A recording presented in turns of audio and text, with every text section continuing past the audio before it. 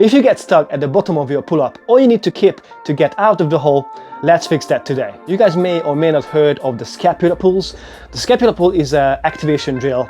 It helps to strengthen the bottom of the pull-up and help you get out of that hole as explosively as possible. If you always rely on kipping to get through that stage, or you actually cut the range short and start your pull-ups at a higher angle, you never actually address that weak spot, and that's going to stall your pull-up game and probably leave you frustrated as well. To do a scap pull, like a proper world-class scap pull, we need to bring the shoulders down away from the ears. We call this depression. But don't get confused, it doesn't mean the shoulders are sad, they're actually quite happy in this position. So this is a depression of the shoulders.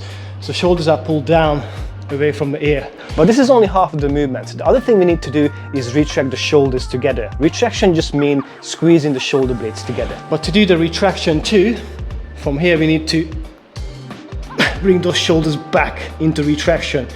So you can see instantly there's more activation of the back. So once again, depress, retract. And this is the missing link, and that's what we need to address. So don't go too wide. You can go a little bit narrower, but I would recommend to do shoulder width. That's your depression, and then watch the traps as it goes into the retraction.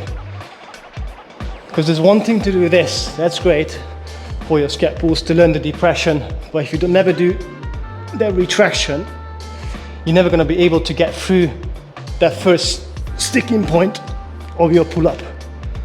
When you try the scap pull, you're probably going to be okay to pull the shoulders down, but to bring it together is going to feel really foreign. If you find it too difficult to do it in a pull-up position, you can do it in a rowing position. So the arm is straight, I'm literally just pulling my shoulders back, trying to pinch that pencil between my chicken wings. This is the feet elevated row. This is going to allow you to understand the movement more. So as you take it back to the bar, you know exactly what to do. And of course we can scale this down, keeping the feet on the floor. So this is going to be much easier because I don't have all my body weight on my hands. And here's the master tip. Imagine you're trying to bend the bar, like you're trying to snap it in half. Now that cue instantly lights up your traps and pulls you into the strong retraction that we're after. You can also do this with free weights, squeezing the shoulders back. Or even when you do your normal rows, you can come all the way up and really try to touch your chest into that full retraction.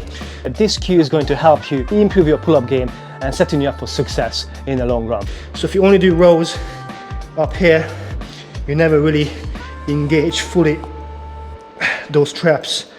And also as you row, you don't want to row towards the belly button, you want to row to the chest. If you need more help, link is in the description. See you later.